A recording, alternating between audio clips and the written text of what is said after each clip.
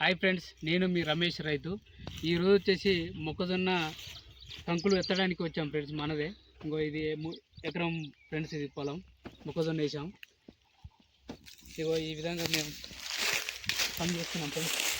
మొక్కజొన్న మొత్తం ఎత్తుకొని ఒకగాడ కుప్ప పోస్తున్నాం ఫ్రెండ్స్. ఇది అంతా ఆరింది.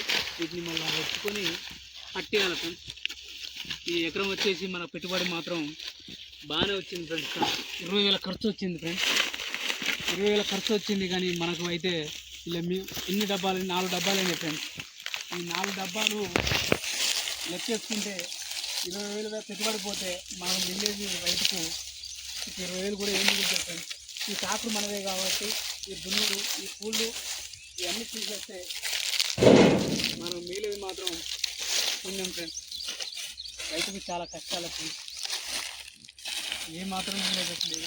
ఒక వాటర్ ప్రాబ్లం కూడా ఉండడం వల్ల కొంత చేను ఎండిపోవడం అయితే జరిగింది. లాస్ట్కి అయితే కొంత మాత్రం మిగిలింది ఫ్రెండ్స్. చూడండి ఫ్రెండ్స్, రైతు కష్టాలంటే ఈ విధంగా ఉంటాయి. ఏదో యూట్యూబ్లో రైతు రాదు అనుకుంటే ఏదో వీడియోలు తీస్తూ ఉంటారు. కానీ ఈ విధంగా చిలకలలో పని చేసుకుంటూ చూస్తే బాగుంటుంది.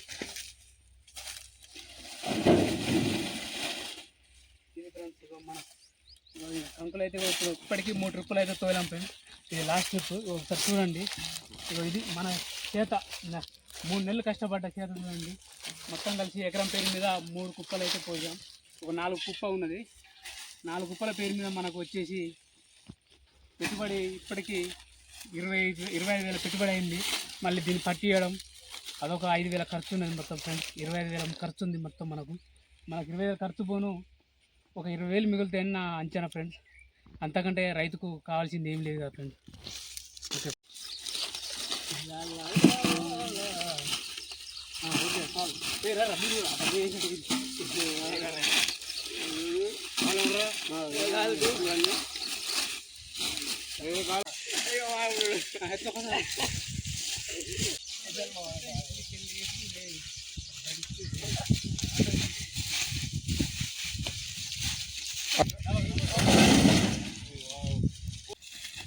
నాకైతే ఇవి మొత్తం 4 డబ్బాలు అయ్యాయి ఫ్రెండ్స్.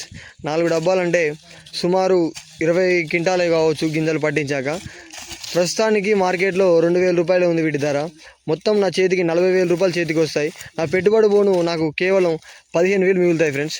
ఈ 15,000 కోసం నేను 4 నెలలు కష్టపడాలి. దీంట్లో పెట్టే బదులు 40,000 నేను బయట వేరే దానికి పెట్టుకున్నా నా చేతికి ఇంకెక్కువగా మిగిలాయి. కానీ ఏం చేస్తాం ఫ్రెండ్స్, వ్యవసాయానికి అలవాటు పడ్డ రైతులు వేరే పని చేయలేరు. చాలా కష్టంగా ఉంటుంది వేరే పని చేయాలన్నా. లాభమైనా నష్టమైనా తన జీవితం ఇలా వ్యవసాయానికి మాత్రమే అంకితమై ఉంటుంది. వ్యవసాయం చేయకుంటే మనకేమో రోజులు గడవవు. వేరే ఏ పని చేసినా మనకు తృప్తి చెందము. ఇలా నాలాగా చాలామంది రైతులు పెట్టుబడి పైసలు కూడా అందకుండా అప్పుల పాలైన వాళ్ళు చాలామంది ఉన్నారు. అప్పులు కట్టలేక మళ్ళీ వ్యవసాయం చేస్తూ ఉంటారు. ఆ వ్యవసాయం మళ్ళీ నష్టపోవడం వల్ల అలా అప్పుల పాలు అవుతూనే ఉంటుంది రైతు జీవితం. ఎప్పుడు రైతు జీవితాలు బాగుపడతాయో మనకు తెలియదు. 100లో 1 రైతు మాత్రమే తన జీవితంలో సక్సెస్ కాగలడు. మిగతా 99 మంది ఇలా అప్పుల పాలు కావడం కానీ లేకుంటే అక్కడికక్కడికి డబ్బులు వచ్చి తృప్తి చెందడం కానీ జరుగుతుంటుంది. కూలీలను పెడితే కూలి ఖర్చులు ఎక్కువైతాయి అని చెప్పి మేమే పనులు చేసుకుంటున్నాం ఫ్రెండ్స్. చూశారు కదా, ఇంతకన్నా గోస అయితే రైతుకి ఏది ఉండదు. చూడండి, మా అన్న అయితే మాకు హెల్ప్ చేస్తున్నాడు అవి మోయడానికి. నాకు ఎదురెత్తుకొచ్చి అయితే ఇస్తున్నాడు. Okay friends, bye. See you in the next video.